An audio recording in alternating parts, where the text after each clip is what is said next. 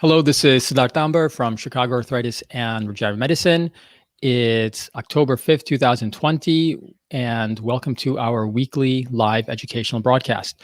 So last couple of weeks, I've been doing this on my own, but I have team here today asking me questions, which is the way we're supposed to be doing it, where I answer questions that they have or that patients have about what we do here in clinic. As a reminder, we are focused on non-surgical treatment and management of arthritis, tendonitis, injuries, and back pain. So great to be doing this with questions again. Jackie, you have questions? Go for it. Yes. So the first one would be how to rule out infections of the joints for patients that Okay. are interested in it. Okay, so first question was from a patient who was asking, how do you know if you have infection in a joint? So a couple things. Number one, if you have an infection, there are certain classic things you would expect to have. Fevers for sure, swelling in the joint as well. But the gold standard way to really rule that out would be to take fluid out of the joint and to send that off to the lab, let that incubate and grow for several days and rule out any bacteria, fungus, or any other kind of infectious organisms. So for most people, it should be that simple. There are some cases where someone may have a chronic infection or a chronic reaction if they've got hardware in the joint, but for the most part, ruling out infection is generally pretty straightforward in that manner. Next question. What can you do for patients that have bursitis? Great. So what can we do for patients that have bursitis? So bursitis essentially means over different parts of the body, let's say the shoulder, the knee, the hip, you have these small little fluid sacs called a bursa, which basically helps to protect the bone and that part of the region from any kind of stress. It's just another sort of small buffer. And in some patients, you can have an irritation of that sac, which then leads to bursitis, pain and swelling. So what's interesting is that, number one, does a person really have bursitis? So something that I frequently see, whether it's for hip bursitis or shoulder bursitis, is that what gets called clinically bursitis is not actually truly bursitis. When you actually look under ultrasound, what you find is more tendonitis, and you don't actually find fluid in the bursa. So number one is, do you really have that proper diagnosis? And so if somebody truly has tendonitis, and it's not actually bursitis, you'd want to make that diagnosis first. And then the treatment for that would be as we do this every single day, which is physical therapy, activity modification, and then if needed, using either your own platelets for platelet-rich plasma or your own bone marrow-derived stem cells, inject that into the injured tissue, whether that is the tendon, the ligaments that support that area as well. And sometimes if there is a chronically irritated bursa, even injecting into that as well. On the other hand, if somebody really does have fluid in the bursa, then number one, just draining the fluid out of the bursa, making sure that it's not infected, making sure that there's no crystals or other inflammation in it, and then treating not only the bursa with those same cells, but then also treating those other soft tissue components around that as well to help basically protect that area, make it stronger, and then prevent that recurrence of bursitis. What other questions? My very last one. Patient wanted to know how would that procedure work for him, the regenerative procedures, if he does in fact have infection in the joint? Okay, great question. So last question that Jackie has is, I guess the question is, can you utilize these kind of cell-based treatments if you have an infection in the joint? And really the simple answer is no. I mean, if you truly have an infection in the joint, you'd want to get that cleared, firstly with antibiotics. You may need to actually get that surgically cleared as well, drained out more thoroughly. I would not recommend injecting cells or really anything for that matter into an actively inflamed joint.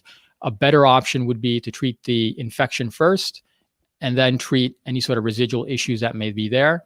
For people that have had chronically injured joint after a prior infection, after the infection is cleared and you're kind of fully away from that, then you can actually inject your own cells, whether it's bone marrow or platelets, into the joint to actually treat that injured joint at that point. But when it's actually infected, you definitely want to avoid that. Thank you. Davey or Susan, questions? Nope, none for me. Wow.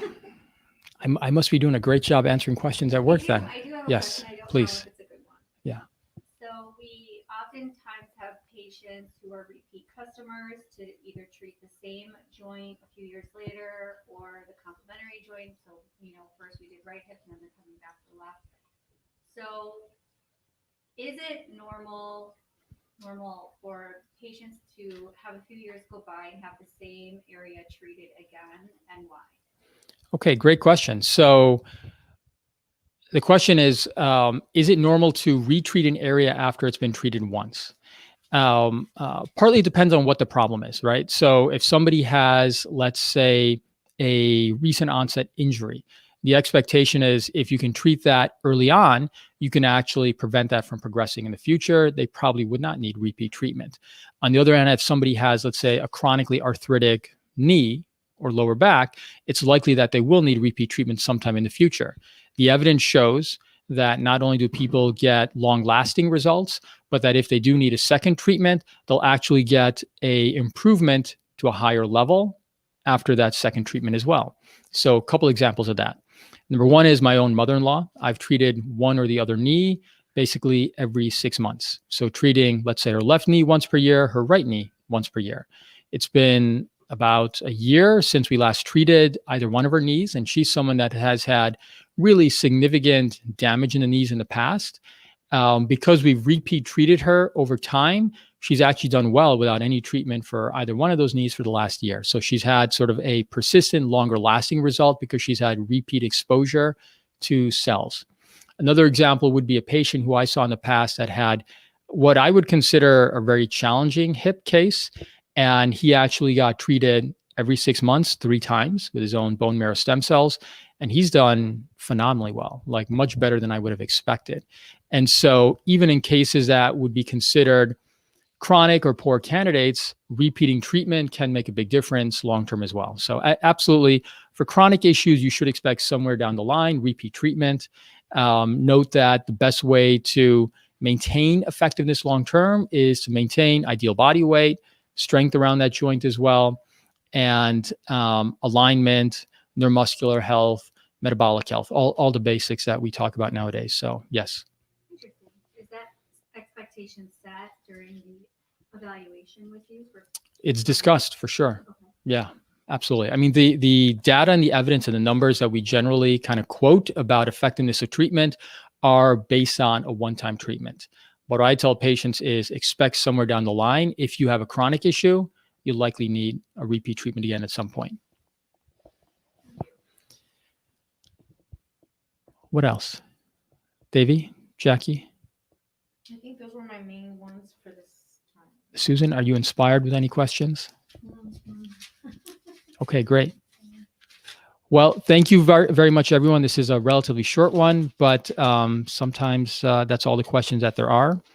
And as a reminder, we do this live 2 times per week, Monday and Wednesday. As another reminder, I'm doing a webinar this Wednesday, 5 p.m. Central Standard Time on regenerative medicine treatments for knee pain. So if you have knee arthritis and are interested in stem cell treatment, we'll talk about that. If you're someone that's had a recent onset knee injury, we'll talk about how platelet-rich plasma or your own bone marrow cells can help out if you have an ACL injury, MCL injury, tendon related injury or tendonitis. Or if you're just interested in regenerative medicine, learning more about treatment in general and how you can discern and figure out which physician or clinic to see based on best practices, I'll be discussing that as well. So until next time, have a good day and live well. Bye-bye. Thanks, Dr. Speed. You're welcome.